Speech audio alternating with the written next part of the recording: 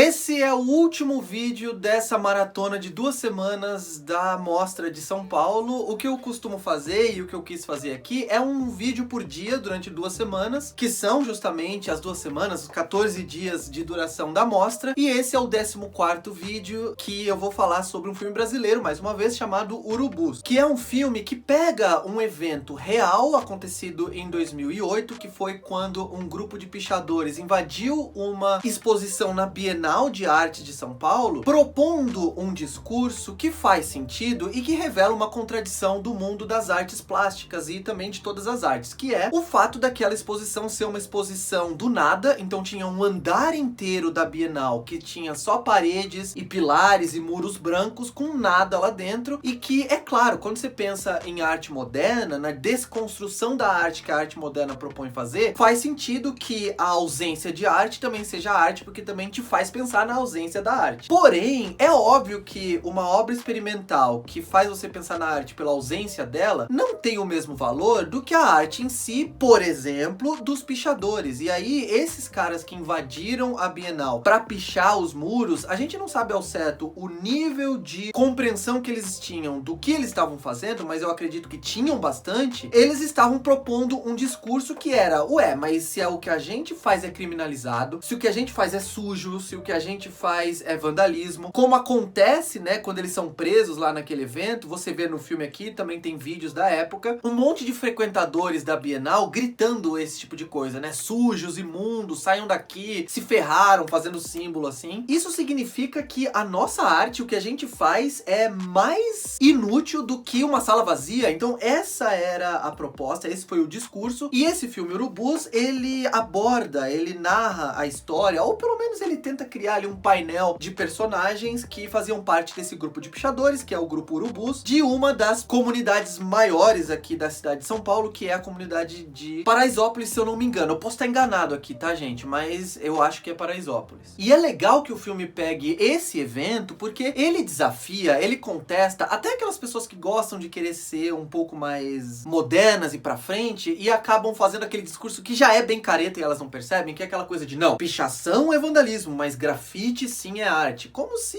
a arte de protesto, que você pensa, né, no punk rock, pensa no movimento hip hop, ou então na pichação, por exemplo, artes de protesto. E isso é algo que eu falei um pouquinho no meu vídeo sobre o filme do Bob Cuspe, né, do Angeli, esses dias aqui no canal e na Maratona da Mostra, também são arte. E o fato de haver um discurso de confronto à ordem vigente é muito mais artístico, muitas vezes, do que obras tecnicamente muito mais sofisticadas e que são vazias de mensagem, de discurso, de significado. E esse filme, que é dirigido por um cara chamado Cláudio Borrelli, que é um estreante na direção, é um filme muito consistente do ponto de vista visual e também na sua proposta de criar uma estética que favoreça a interação entre os personagens e que a gente conheça aquele universo no qual eles vivem. Então, desde o começo do filme, que a gente tem aquelas cenas dos prédios do centro de São Paulo, né? E o filme investe muito naquelas cenas com travelings verticais que sobem assim pra mostrar a altura absurda dos prédios e como aqueles caras se organizam pra realmente escalar aqueles prédios sem segurança nenhuma e conseguir pichar os prédios. Essa montagem funciona muito bem, né? De primeiro mostrar o establishing shot, né? Mostrar o plano, mostrando o plano geral, revelando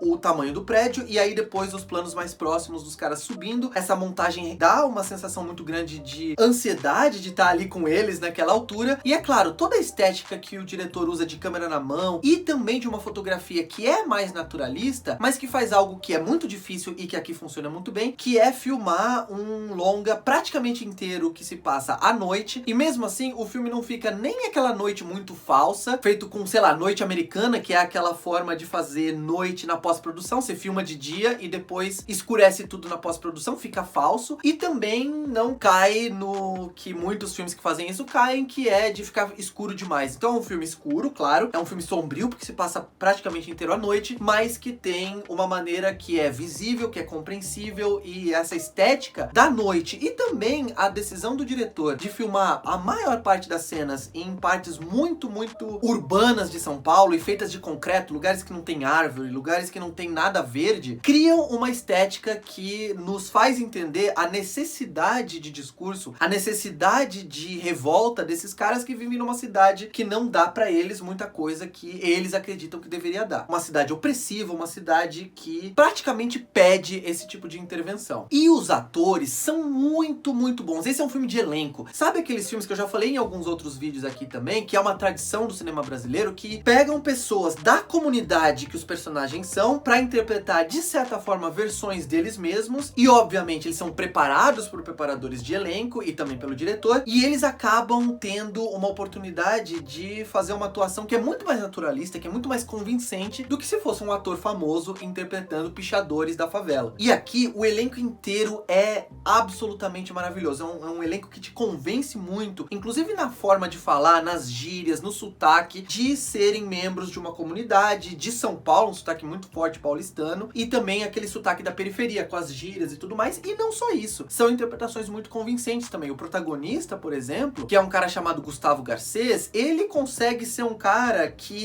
ele transita, né? Ele, ao mesmo tempo, ele faz parte daquele universo, que é um universo que não é violento em si, mas que é marcado pela violência. Aqueles caras cresceram vendo e sendo vítimas da violência, e é parte que a violência e a agressividade faz parte dos modos e também do horizonte deles, e também dos fantasmas que os atormentam todos os dias. Mas, ao mesmo tempo, esse cara, ele tem uma doçura, ele tem um idealismo, ele tem, mesmo que falte, às vezes, um pouco de compreensão, uma vontade de fazer diferença e uma vontade de falar e ser ouvido, e o ator faz isso muito bem, ele revela isso muito bem, assim como a Bela Camero, que já é uma atriz um pouco mais experiente e que é ótima, isso ninguém tem dúvida, e que faz a Patricinha, entre aspas, que acaba se relacionando com ele. Ela primeiro chama ele ali pra entrevistá-lo, depois eles começam a ter um relacionamento e ela começa a entrar numa bifurcação de começar a pesar se esse relacionamento vale a pena ou não, se essa amizade com os amigos dele também vale a pena ou não, de viver e transitar esse universo, que não é o universo dela e que, por mais que ela admire, também começa a trazer consequências para o estilo de vida dela, muito mais privilegiado que o deles. Eu acho que o único problema do filme, que é um filme que, como eu já mostrei aqui todos os motivos, ou alguns motivos, é um filme que eu gostei muito, o problema é que o filme falha, eu acredito, em ter uma estrutura um pouco mais organizada. E o que eu quero dizer com isso? O que eu quero dizer é que ele é um filme de observação daqueles personagens, mas ele não tem um arco dramático muito definido, por exemplo, do personagem principal. O que que ele quer? Onde ele quer chegar? Quais são os principais conflitos que ele tem que vencer? Então chega uma hora, principalmente da metade pra frente do filme, ou de 70% do filme pra frente, em que a gente se sente um pouco deslocado, a gente não sabe muito pra onde o filme tá indo, e isso descola a gente da experiência. Então o final do filme é a pior parte do filme, porque é um final que o filme não sabe direito como acabar, porque não tinha um arco lógico pra ele encerrar, e fica uma espécie de anticlímax. Mas apesar desses problemas, é um problema claro de roteiro, é um filme que revela um universo interessante, que tem atuações muito boas, muito consistentes, muito convincentes, e que cria, como eu falei, com sua estética, com a sua gramática visual, uma atmosfera que favorece a nossa compreensão daquele universo e dos problemas daqueles personagens. Antes de eu fazer o final típico aqui dos vídeos, eu queria agradecer a todo mundo que assistiu algum vídeo desse especial da Mostra de São Paulo esse ano. Foi intenso, mas espero que vocês tenham gostado, e também que vocês fiquem no canal, se certifiquem se vocês estão inscritos, chequem se vocês já se inscreveram. Se vocês não estiverem inscritos, se inscrevam, porque acaba a mostra, mas eu continuo fazendo vídeos dos lançamentos da semana, de filmes mais antigos e também de outras questões relacionadas ao cinema. Obrigado mais uma vez, curtam esse vídeo, cliquem no sininho e divulguem pros amigos, claro, e eu vou ficando por aqui por hoje e também por esse ano na cobertura da Mostra de São Paulo, que foi a 45ª edição. Obrigado mais uma vez, um abraço, tchau!